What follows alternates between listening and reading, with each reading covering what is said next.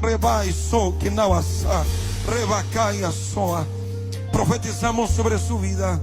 Profetizamos sobre tu casa, profetizamos sobre tu familia, profetizamos sobre todo lo que tienes, todo lo que el Padre te ha confiado. Y en el nombre de Jesús profetizamos sanidad, vida, unción, sanidad, vida, unción, sanidad, vida, unción, en el nombre de Jesús. En el nombre de Jesús de Nazaret hablamos vida, hablamos salud, declaramos, Señor, que tu gozo lo fortalece, que tu ánimo, Señor, lo llena en este momento. Espíritu Santo, declaramos vida, profetizamos sobre Julio tu bendición. Señor, dice, verás mi bien, verás mi gracia. Los hijos de tus hijos cantarán las canciones que yo te he dado y celebrarán y regocijarán. En la misma plataforma verás a tus nietos. Señor, y ahora mismo hablamos una palabra de sanidad. Reclamamos tu promesa de salud, Señor. Bueno, yo creo que va muy ligado el tema de la profecía, o va muy ligado el tema de lo que nosotros consideramos profecía con la jerga, con el lenguaje que se utiliza dentro de las mismas creencias, dentro de la misma fe. Y dentro de este mismo lenguaje utilizamos expresiones tales como reclamamos, reprendemos, atamos, desatamos. Entonces yo creo que aquí se empieza como a sacar como una deducción que va más a fondo, una deducción que va más allá de lo que es la base doctrinal. Yo creo que todo este tipo de movimientos, esto va dentro de la doctrina de la prosperidad, porque así no lo crean, la prosperidad no tiene nada más que ver con dinero, sino que también incluye todo este tipo de movimientos llamados carismáticos, que en última instancia están utilizando expresiones y términos que son totalmente antibíblicos. Entonces yo creo que el tema va más a fondo, o sea, yo creo que la problemática va más desde una raíz doctrinal. Sigamos escuchando. Por tu llaga hemos sido sanados, Señor, y nos apoderamos de esa promesa y la impartimos sobre Julio ahora en este momento. Señor, no tomaremos un no por respuesta para su sanidad. Sin palabras, cuando uno escucha expresiones como esta, Señor, no tomaremos un no por respuesta, ¿dónde queda entonces la voluntad de Dios?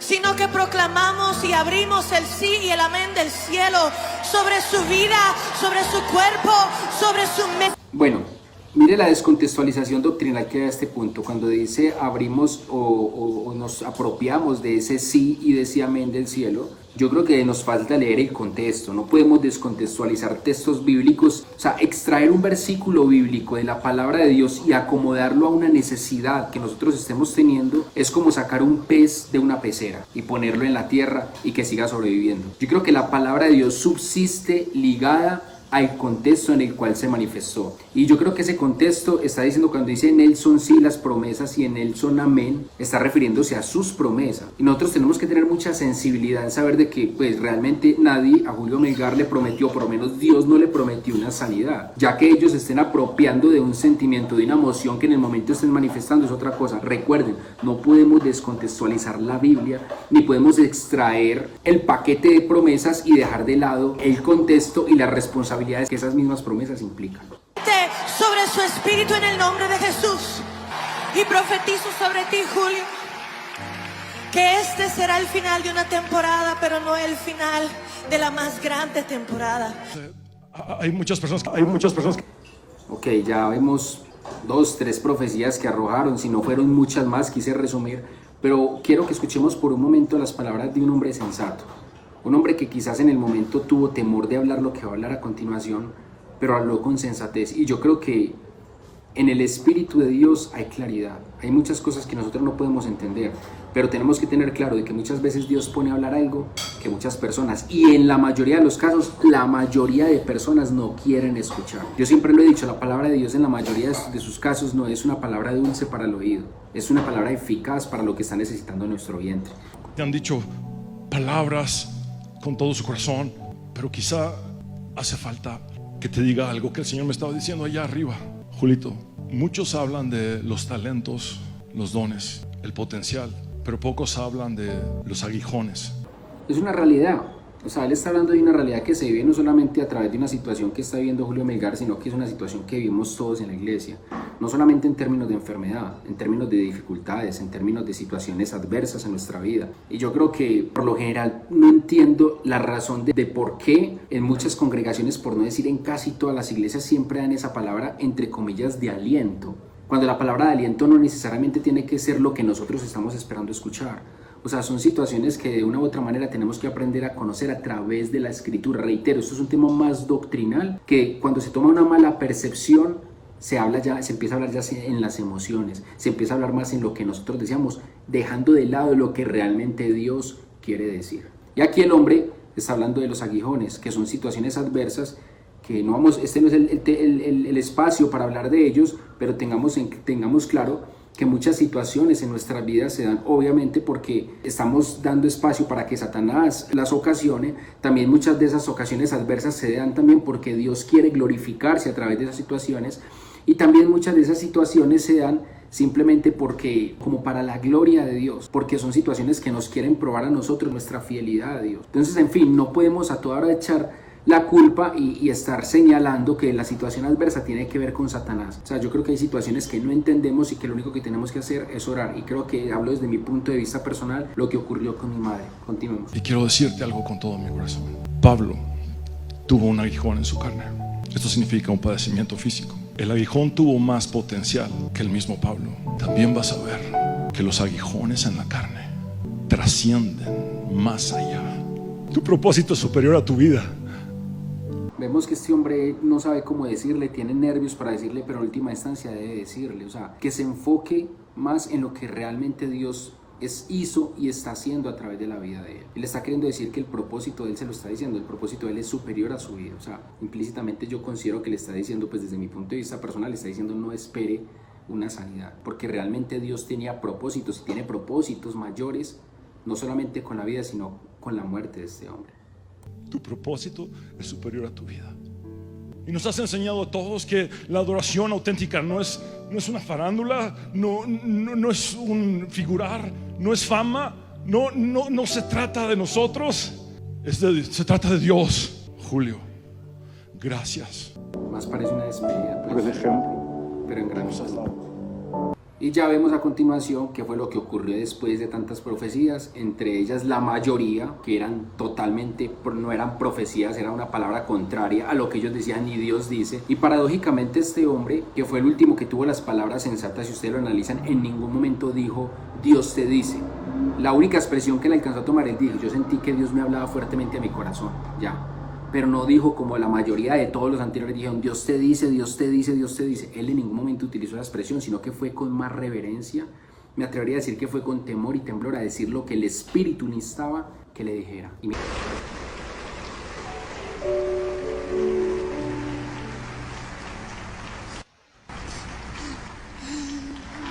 Queremos agradecer a cada uno de ustedes y realmente el homenaje seguirá cada vez que cada uno de nosotros entonemos una de esas canciones escritas por Julio Melgar. Ok, ya aquí a continuación ya entramos como en un espacio en el cual tanto Marco Barrientos como Cristín de Clario pues empiezan a explicar qué fue lo que sucedió con esas profecías, si se puede decir así, que habían dicho.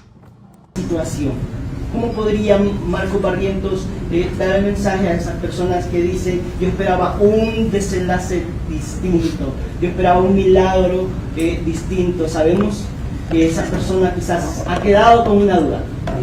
Marco Barrientos, ¿podría explicarle por favor a esas personas en qué consiste el milagro en esa obra de amor que tuvo y el propósito que Dios Yo creo que la clave está en una frase que dijiste, no sé si la dijiste intencionalmente, pero dijiste esperaban un milagro distinto, porque de que hubo un milagro, y el milagro más grande que puede existir es la libertad absoluta, permanente y eterna de la muerte, la enfermedad, la tristeza y el dolor. Pues aquí el tema no es juzgar ni mucho menos señalar, pero sí por lo menos mirar algo con coherencia. y es mirar cómo Marcos Barrientos en estos momentos utiliza y hace uso de pronto de la pregunta como para agarrarse esa pregunta e irse por la tangente, o sea, no está respondiendo. Está utilizando la expresión que utilizó el periodista para él agarrarse y ahí decir, sí, es que fue un milagro distinto. En otras palabras, está utilizando un eufemismo. Esos eufemismos para maquillar que realmente se equivocó y decir, no, Dios, mira lo que está diciendo. No, es que sí ocurrió un milagro, de igual manera él se salvó. O sea, ya está hablando en términos celestiales, pero si somos sensatos y le damos de volver al video, nos daremos cuenta que en última instancia él estaba profetizando una vida terrenal, él no estaba declarando una vida celestial. Entonces, aquí es donde yo me pregunto dos cosas. Número uno, ¿de dónde surgen esas profecías? Que eso es lo que vamos a ver más a continuación en una lectura. ¿De dónde surgen esas supuestas profecías? Y segundo, ¿por qué les cuesta o qué tiene de malo reconocer en humildad que se equivocaron? Es que somos seres humanos y nos equivocamos. Pero lo que yo creo que nos hace más indolentes, lo que nos hace más de pronto irresponsables y lo que nos hace quizás más reacios a ser sensibles a la voz de Dios es precisamente situaciones como estas, en las cuales ya se evidencia nuestro error y aún así queremos seguir camuflando el error. Cuando ya se evidenció lo mínimo en humildad, ¿sabes qué? Caí en cuenta, no, cometí un error y tengo que poner respectivos correctivos o respectivas correcciones a nuestra manera de hablar y de actuar. Pero él no lo hace, está utilizando eufemismos para justificar y decir, no, es que yo lo que dije, lo dije en términos espirituales. Sabemos que no fue así si lo ven unos minutos atrás. Y eso fue lo que ocurrió. Lo que ocurrió con la oración fue que la gente Ya Cristin de Clario empieza a justificar su profecía.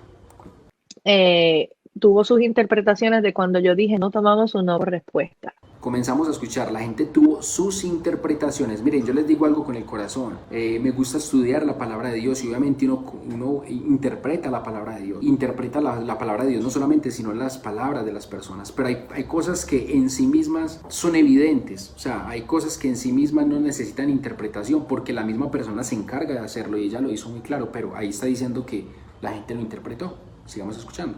Y pensaron que yo solo estaba diciendo al Señor. Señor, no tomaremos un no por respuesta. Vemos, dice, Señor, no tomaremos un no por respuesta. Ahí uno podría decir, bueno, ella está diciendo las personas interpretaron. Yo creo que el texto está muy claro. Dice, Señor, no tomaremos un no por respuesta. Ella podría decir, no, es que yo no se lo estoy diciendo al Señor, no le estoy reclamando ese no al Señor. Yo lo dije de manera suelta, como de pronto lo vamos a ver a continuación. Primero que todo está diciendo Señor. Y número dos, si así fuera, la pregunta es, entonces, ¿a quién le está hablando? Uno a quién ora, uno a quién clama, uno a quién intercede. En este caso, según ella, uno a quién reclama, según ella. Buena pregunta. Sanidad. Y mirando la oración, sí utilicé la muletilla Señor. Oiga, ya dice la muletilla. O sea, las oraciones son de muletilla. Cuando usted dice Señor en sus oraciones son muletilla, por lo menos eso es lo que dice ella, una muletilla. Entonces no vuelvo y pregunto, ¿a quién ora ella? Si no es al Señor. Lo que estaba ocurriendo en mi mente muy embarazada. Bueno, ya vemos que empieza a justificar su estado de embarazo, sus cambios hormonales a raíz del embarazo, porque evidentemente está en embarazo y no estoy diciendo que no pueda suceder, pero continuemos escuchando. Que acababa de dar a luz a Ian y ya estaba embarazada de Kenzie. Hay un síndrome que se le llaman pregnant brain, que Bueno, yo lo que alcancé a escuchar ahí, según yo no sé inglés, pero distingo, relaciono algunas palabras y eso fue lo que escribí, ahí, lo que entendí, pregnant brain, o sea, y yo entiendo eso es como el síndrome del cerebro embarazado, algo así lo que yo entiendo, sin ninguna interpretación. Estuve buscándolo por internet y no encontré ese síndrome. Yo no lo encontré, puede que exista, pero no lo encontré. Aún, si existiera realmente ese síndrome, ¿por qué va a justificar un estado de cambio hormonal para decir una falsa profecía? La pregunta que nos tenemos que hacer, no estamos juzgando, cada uno de ustedes lo va a hacer, se va a hacer esa pregunta a sí mismo. ¿Justifica un estado de cambio hormonal o un estado de ánimo o una situación en la cual estoy feliz o estoy alegre o pasé por X o Y circunstancias? El yo arrojar una profecía, el Señor dice, justifica. Continuemos. donde un pedazo de tu cerebro literalmente se consume para alimentar la placenta y tú te quedas sin un canto de tu cerebro. Esta oración me parece que ocurrió la segunda noche de grabación, súper agotada, súper embarazada, no durmiendo en la noche porque tenía un bebé chiquito de 10 meses. Ya vamos 3 justificaciones. Una muletilla, ya vemos que tenía un cambio hormonal y ya vemos que le está metiendo otra tercera justificación para una falsa profecía, que es decir, estaba súper agotado, mucho trabajo. Van 3 justificaciones. Imagínense todo eso y tratar de también proyectar coherentemente una oración a favor de mi hermano que estaba sufriendo y que lo estaba necesitando. A ver, yo analizo, ella está diciendo aquí tratar de proyectar una oración a mi hermano que estaba sufriendo. ¿En qué momento nuestra oración se vuelve un esfuerzo para una profecía? ¿En qué momento yo tengo que hacer un esfuerzo para declarar una profecía hacia un hermano que estaba sufriendo? Por el contrario, yo lo que veo de corazón es una indolencia. ¿Por qué una indolencia? Porque si hay alguien que está con su ánimo, con su estado de ánimo deteriorado, está a las puertas de la muerte física, está esperando una palabra de esperanza, porque la palabra de esperanza se nos tiene que convertir en un esfuerzo sobrenatural para lanzar supuestamente una profecía de palabra de Dios. Yo creo que tenemos que detectar, ella lo está diciendo, yo estaba agotada, ella detectaba eso. ¿Quién la obligó a pararse a profetizar? ¿O quién le dijo, ven y profetiza sobre ella? Sobre Julio. ¿Quién le dijo eso? Muchachos, el tema aquí no es juzgar ni señalar. El tema es aquí amonestar y hacer un llamado a la prudencia, a la sensatez, al dolor de la otra persona, al no jugar con las emociones y aún con el estado espiritual. Cuando tú arrojas una falsa profecía, estás jugando con el estado espiritual de una persona. Tú sabes que por una falsa profecía puedes hacer que una persona se vaya, se desentienda de las cosas de Dios. Y el hecho de que yo haya dicho que no aceptamos un no por respuestas, entiendo perfectamente cómo se interpretó de la manera que se interpretó. Mi elección de palabras estuvo fuera de orden por las diferentes circunstancias que ya expliqué, pero mi corazón era reclamando esa promesa de que de Dios son el sí y el amén. Vemos, o sea, ella reconoce que dijo las palabras equivocadas, pero sigue justificando la intención de su corazón. Y la intención de su corazón se basa en terminología como reclamar. Insisto, muchachos, mientras no cambiemos nuestra manera de pensar, no vamos a cambiar nuestra manera de hablar y de actuar. Y la única forma de cambiar nuestra manera de pensar es a través de la palabra de Dios, y estamos hablando en términos espirituales, porque el creer viene por el oír y el oír por la palabra. Dicho esto, lo que manifestamos es simplemente lo que hay en el corazón. Ella está manifestando lo que ha aprendido, lo que para ella es la relación con Dios. Vuelvo y repito, no es un señalamiento, es un diagnóstico bíblico y es fácil manifestarlo. Cuando Dios, las primeras cosas que Dios nos da en nuestro corazón, cuando nos escudriñamos la Escritura, es la prudencia, es la sensatez, es la sabiduría. La sabiduría es no hablar, la sabiduría muchas veces es callar, la sabiduría es muchas veces abstenerse de decir cosas porque sabemos que tenemos un espíritu humano que nos lleva a errar. Entonces, mientras tengamos como base el error y no el adoctrinamiento, vamos a seguir viendo estas cosas que estamos viendo aún dentro de la farándula cristiana, los cuales para ellos son íconos de muchas personas. O sea, estas personas dicen amén y todo el mundo va a decir amén, porque son de redes sociales, porque son conocidos. Entiendo que no está mal orar de esa manera, porque en el final mi hermano Julio Melgar fue sanado. Muchachos, pues terminó muy triste la autojustificación de ella. Número uno, porque está diciendo no está mal orar de esa manera. En otras palabras, está justificando no solamente lo que dijo, sino las futuras profecías que puede seguir diciendo, las barrabasadas, porque son barrabasadas, no son profecías. O sea, dijo, entiendo que no está mal orar de esa palabra. Ya usted decide cómo tomar el tema. Ya usted decide si quererle más a lo que dice una persona, un personaje como estos, o decir lo que dice la palabra de Dios. Y mire que terminó diciendo las mismas palabras de Marcos Barrientos. En el final, Julio Melgar fue sanado. O sea, eufemismo. Querer maquillar una realidad de lo que ellos dijeron con simplemente la realidad espiritual, decir es que sí se sanó, o sea, está en el cielo. Muchachos, tenemos que ser conscientes y coherentes. ¿Va a ser sanado o no va a ser sanado? No, no va a ser sanado. Dice muchas veces la palabra de Dios, dice, esta muerte es para la gloria de Dios, lo dice así, esta enfermedad es para la gloria de Dios. Unas palabras fuertes que decía el apóstol Pablo cuando en la iglesia de Corinto uno de los jóvenes estaba teniendo relaciones con la mujer de su padre. El apóstol Pablo decía, el tal se ha entregado a Satanás, ¿para qué? Para la destrucción de su cuerpo, pero para la salvación de su espíritu. O sea, las cosas de Dios son concisas y concretas, no maquillemos lo que no es, y mucho menos el pecado. Este tipo de cosas es más que todo insensibilidad ante una persona que está padeciendo un dolor. Y no solamente esto ocurre con él, ocurre con muchas personas dentro de una congregación que están teniendo una dificultad emocional, económica, conyugal, con sus hijos, en la parte laboral. En fin, vienen palabritas como estas que lo único que hacen es deteriorar la fe. Esto deteriora la fe de las personas. Continuemos. El Señor te dice.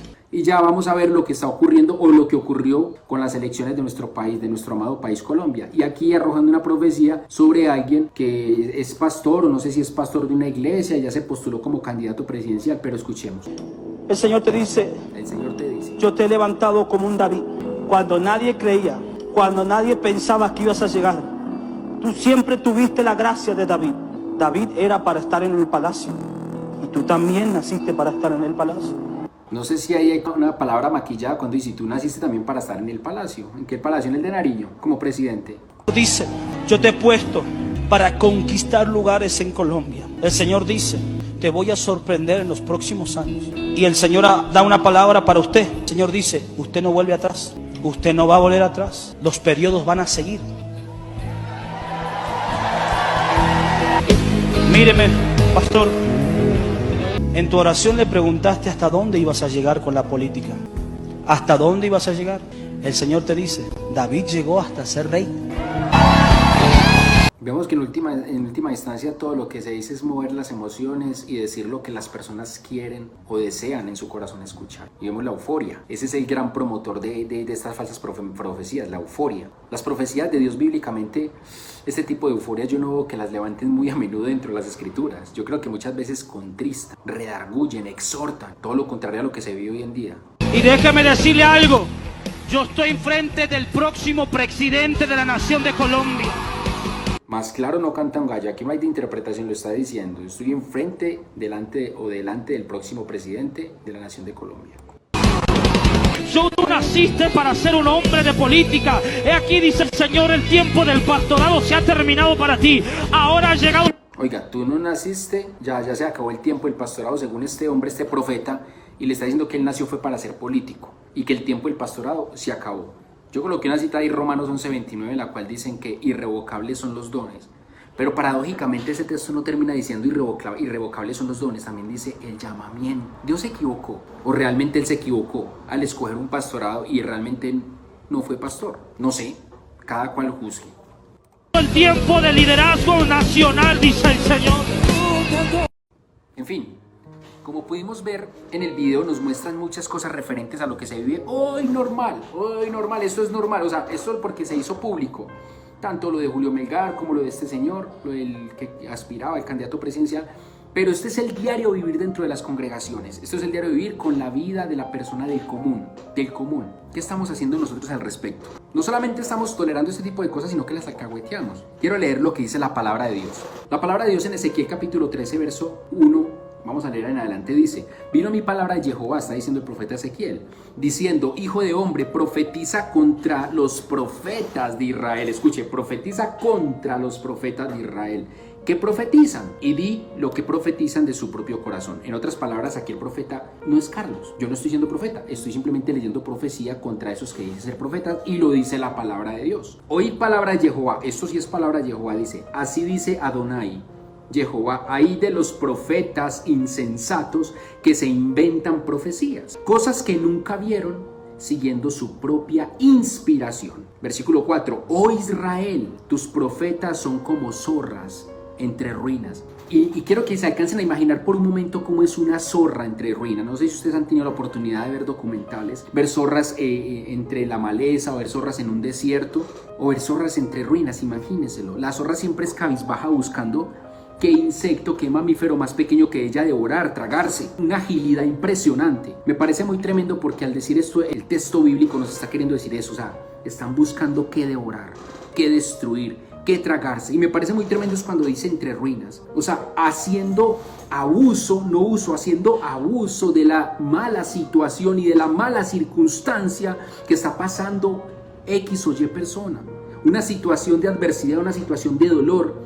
Eso representan las ruinas. Y así están las zorras buscando qué devorar, ahora en medio de esas ruinas, en vez de buscar restaurar. Versículo 5, no acudieron a la brecha ni edificaron un muro en torno a la casa de Israel para que resistiera la batalla en el día de Jehová. En otras palabras, ahí sí aparecen esos falsos profetas, simplemente para buscar, como decimos nosotros, pescar en río revuelto, pero nunca estuvieron ahí para la edificación de esas ruinas, nunca estuvieron ahí para restaurar, para levantar, pero sí aprovechan para aparecer en el momento de más adversidad, para terminar de aplastar la situación emocional, espiritual de una persona. Visionarios falsos, versículo 6, adivinos embusteros que dicen, dice Jehová, cuando Jehová no los ha enviado, y aún así esperan que confirme su palabra. Eso es cinismo. ¿No habéis visto visión falsa?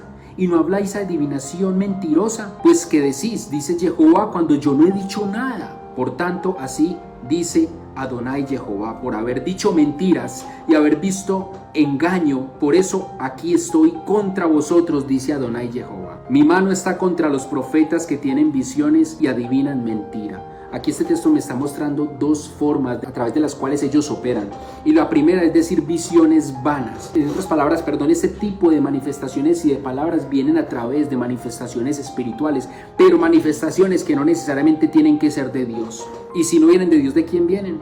Y segundo, ya vienen es en adivinación de mentira, ya es lo que les dice su corazón. Sus palabras son simplemente lo que refleja, lo que les dicta algo. O sea, hay algo que le está dictando esas palabras a ese falso profeta. Su propio corazón o una voz engañosa que no es la de Dios. Mucho cuidado. No estarán en la congregación de mi pueblo, ni serán inscritos en el libro de la casa de Israel, ni entrarán a la tierra de Israel. Y sabréis que yo soy Adonai Jehová.